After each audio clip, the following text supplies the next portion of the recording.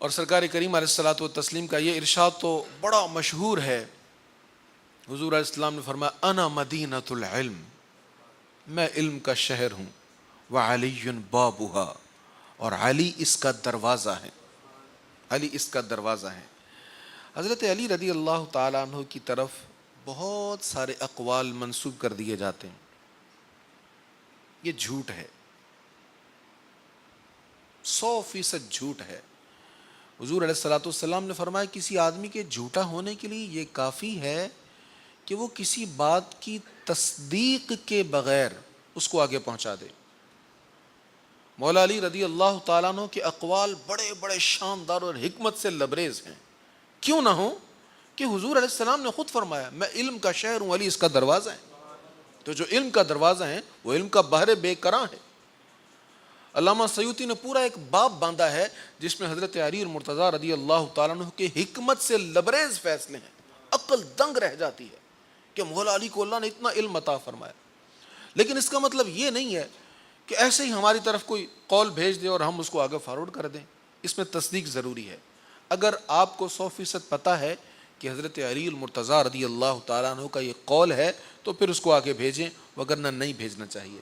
اسی طرح دیگر اقوال ہیں، اور ان سب معاملات میں سب سے زیادہ جو نازک مسئلہ ہے وہ حدیث مصطفیٰ کا ہے. حضور پرنور صلی اللہ علیہ وسلم نے فرمایا من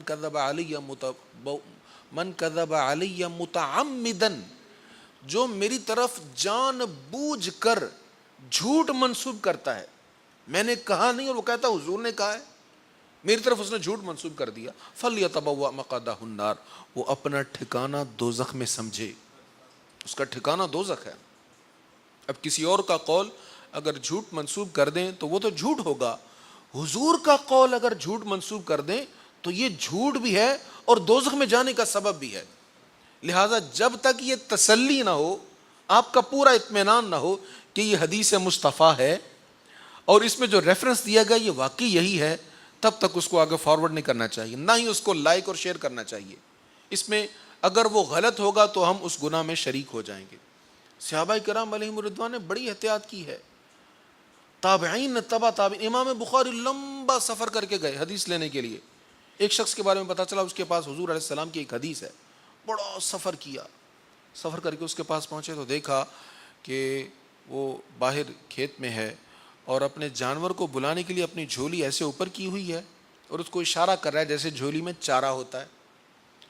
لیکن جانور جب قریب آیا تو اس نے کپڑا چھوڑ دیا، کپڑے میں چارہ نہیں تھا، اس کو جانور کو پکڑ لیا. آپ وہیں سے واپس پلٹ گئے، وہیں سے واپس پلٹ گئے کہ جو شخص جانور کو دھوکہ دے رہا ہے کہیں حدیث مصطفیٰ بیان کرنے کے معاملے میں مجھ سے بھی جھوٹ نہ بول لے، میں اس سے حدیث نہیں لوں گا.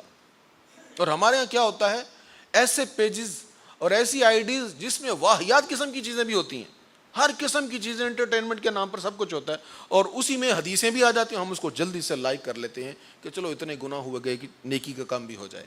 تو یہ اگر وہ غلط ہوگا تو پھر یہ ایک اور اس سے بھی بڑا گناہ ہوگا. اللہ تعالی ہمیں اپنی آنکھوں کی حفاظت کی توفیق نصیب فرمائے اور بد نگاہی سے بچائے.